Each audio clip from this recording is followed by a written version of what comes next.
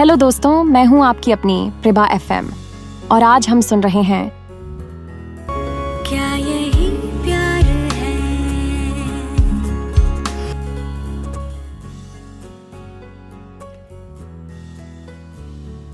अगला दिन वरुण ने जानबूझकर अपनी सारी मीटिंग्स और जरूरी काम होल्ड पर रख दिए थे।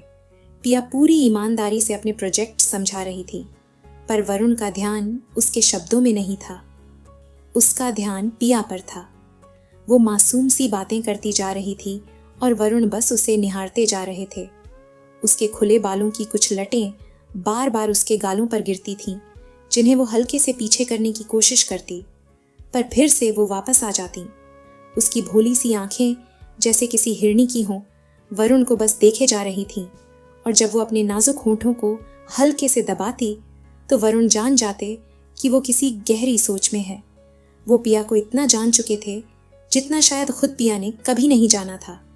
उसी बीच अचानक पिया की नज़र वरुण पर पड़ी। वो चौंक गई। वरुण लैपटॉप पर नहीं, सीधे उसे देख रहे थे। थोड़ी असहज सी हो गई वो, और उसी वक्त वरुण ने बात संभाली। हाँ ठीक है, लेकिन वो फाइल आपने कहाँ सेव की है? सर ये रही, पिया ने जल्दी से स्क्रीन पर दिखाया। ओके ठीक है मिस मल्होत्रा, अभी लंच कर लेते हैं, बाद में फिर से कंटिन्यू करेंगे। लंच टेबल आज भी सजा हुआ था। कॉन्टिनेंटल, इंडियन, चाइनीज, ढेर सारे डिशेस। अब की बार पिया खुद को रोक नहीं पाई। सर गुप्ता जी रोज इतना सब कुछ लगाते हैं, आप तो सिर्फ 1-2 डिश खाते हैं ना, फिर इतना सारा खाना क्यों? वरुण मुस्कुराए। गुप्ता है ही ऐसा, हर दिन पूछने से अच्छा वो खुद ही डिसाइड कर लेता है कि क्या क्या रखना है। वैसे अगर आपको कुछ खास चाहिए तो आप बताइए मिस मल्होत्रा, आप खाइए ना, जो भी मन करे। वरुण ने खुद हाथ बढ़ाकर पिया की ओर बर्गर और सैंडविच बढ़ा दिए। अरे नहीं नहीं, इतना सब खाऊंगी तो यहीं सो जाऊंगी मैं, पिया ने हंसते हुए कहा। फिर तो मेरा हैंडओवर अधूरा ही रह जाएगा। पिया की मासूम बात सुनकर वरुण के चेहरे पर एक मुस्कान फैल गई। वो हल्के से अपने गालों में मुस्कुराए, जैसे किसी मीठी याद में खो गए हों। यही तो थी उसकी खासियत, उसकी मासूमियत, उसकी ईमानदारी, उसकी लगन। वरुण को हमेशा उसकी तरफ खींचती रही थी।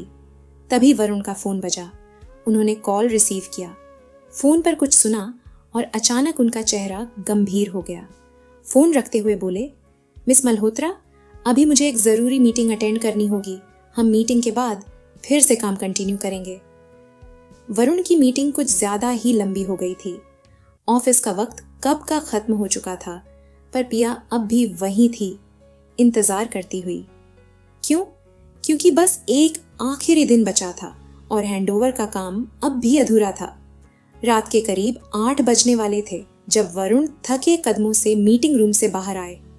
जैसे ही उन्होंने अपने केबिन में कदम रखा तो सामने का नजारा देखकर ठहर गए। पिया अपने लैपटॉप के ऊपर झुकी थी और वहीं थकी हारी नींद में डूब चुकी थी। उसके बदन की हल्की कंपी देखकर वरुण ने फौरन एसी की ठंडक कम की। शायद ठंड लग रही थी उसे। वो कुर्सी पर सिकुड़कर सोई हुई थी, जैसे खुद से ही लिपटी हो। वरुण चुपचाप उसके पास जाकर बैठ गए, धीरे से लैपटॉप चालू किया और एक नज़र फिर पिया पर पड़ी। उसके खुले बाल बिखर कर चेहरे पर आ गए थे। वरुण ने खुद को रोक नहीं पाया। अपनी उंगलियों से बहुत ही हल्के से उसके बाल कानों के पीछे कर दिए, पर तभी पिया की नींद खुल गई। वरुण झेंप गए। वो झट से पीछे हटे और लैपटॉप की स्क्रीन में दिखावे का काम देखने लगे। पिया उठ गई थी। उसे सब समझ आ गया था। सर, आपने उठाया क्यों नहीं मुझे? उसने हल्के से पूछा। मैं अभी अभी आया हूँ, उठाने ही वाला था, पर आप खुद ही उठ गईं। चलिए अब काम शुरू करें, वरुण ने मुस्कुराते हुए कहा। पिया ने सिर हिलाया। हैंडओवर फिर से शुरू हो गया। काम करते करते कब डिनर का वक्त हो गया पता ही नहीं चला। दोनों ने साथ बैठकर कुछ हल्का फुल्का खा लिया। वरुण ने घड़ी देखी, काफी रात हो चुकी थी। मिस मल्होत्रा, आपका हैंडओवर लगभग पूरा हो चुका है, जो बाकी है वो हम कल कर लेंगे। जी सर, पिया ने शालीनता से जवाब दिया। वो बाहर आई, अपना सामान समेटा और ऑफिस से निकलने लगी। पूरे ऑफिस में अब सन्नाटा था। लिफ्ट के सामने अकेली खड़ी पिया इंतजार कर रही थी। तभी पीछे से आवाज आई, रुकिए। वरुण भी वहां आ गए थे, हाथ में बैग लिए। पिया चौंकी। गुप्ता जी?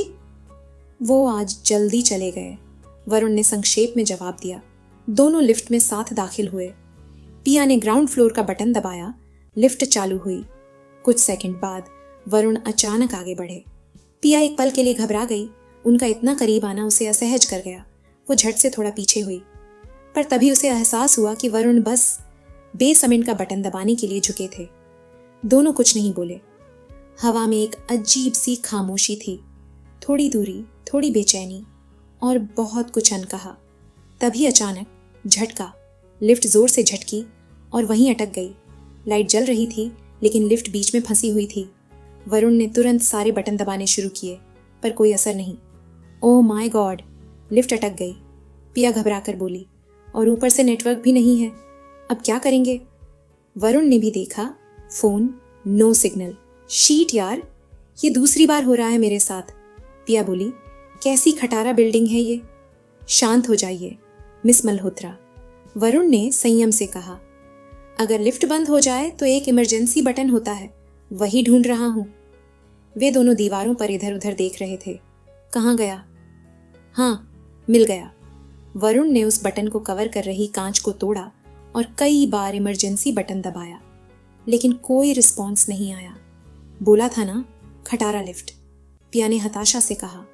अब दोनों को साफ साफ समझ आ गया था, वो लिफ्ट में फंस चुके थे। पिया ने जोर जोर से चिल्लाया, हेलो, कोई है? Please help, help. पिया की आवाज लिफ्ट की दीवारों से टकराकर लौट रही थी। उसका डर, उसकी घबराहट चारों ओर पसरे सन्नाटे में खो रही थी। रात हो चुकी थी, ऑफिस का हर कोना वीरान था, सारे वर्कर्स जा चुके थे, पर फिर भी वो लगातार मदद के लिए पुकारती रही।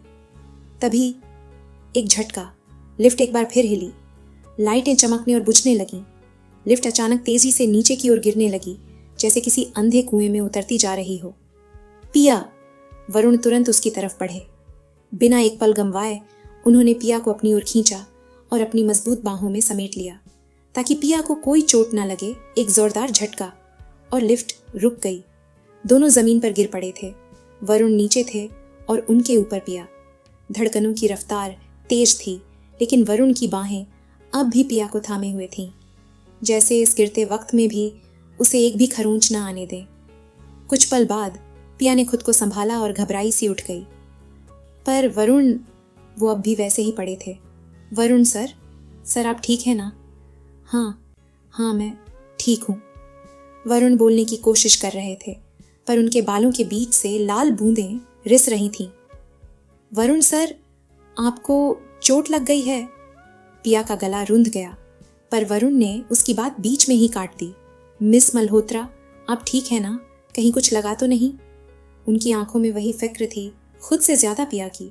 लेकिन तभी फिर एक झटका और लिफ्ट फिर से तेजी से नीचे गिरने लगी। वरुण ने बिना वक्त गंवाए फिर से पिया को अपनी बाहों में भर लिया। खुद के जख्म की परवाह किए बिना वो बस पिया को बचा रहे थे। पिया का सिर वरुण के सीने पर टिक गया था। वो साफ साफ उनकी धड़कनों की तेज रफ्तार सुन सकती थी। और तभी एक ख्याल आया, बहुत गहरा, बहुत सच्चा, शायद पहली बार इतना साफ। मुझे पता है कि मौत सामने खड़ी है, लेकिन फिर भी मुझे जरा भी डर नहीं लग रहा। अगर ये मेरी जिंदगी का आखिरी पल है तो मैं शुक्रगुजार हूँ, क्योंकि मैं उस इंसान की बाहों में हूँ जिससे मैं बेपनाह मोहब्बत करती हूँ। इससे ज्यादा सुकून भरी मौत किसी नसीब वाली को ही मिलती है। फिर एक जोरदार आवाज के साथ लिफ्ट अचानक रुक गई। अब सब शांत था। लिफ्ट अब कोई मूवमेंट नहीं कर रही थी, अब कोई झटका नहीं था, पर एम्बुलेंस सायरन की तेज आवाजें लिफ्ट के बाहर से आ रही थीं। भीड़ की हलचल और किसी मशीन के कटने की आवाज। किरर। लिफ्ट का दरवाजा काटा जा रहा था। छोटा सा हिस्सा खुला जहां से एक इंसान बाहर निकल सके। वरुण सर, अब हम बाहर जा सकते हैं। पिया ने हल्के से उनकी पीठ थपथपाई। वरुण अब भी उसे थामे हुए थे, जैसे कुछ टूट न जाए। पिया ने खुद को धीरे से अलग किया। दोनों थोड़े लड़खड़ाते हुए लिफ्ट से बाहर आए। बाहर डॉक्टरों की टीम इंतजार कर रही थी। उन्होंने तुरंत दोनों को संभाला। एक मेंटेनेंस स्टाफ का आदमी पास आया, शर्मिंदा सा। सॉरी सर, लिफ्ट का ब्रेक फेल हो गया था। हमारी टीम से बड़ी चूक हो गई, माफ कीजिए। वरुण कुछ नहीं बोले। उनकी नजर अब भी पिया पर थी। वो ठीक थी, यही सबसे बड़ी राहत थी। क्या यही प्यार है?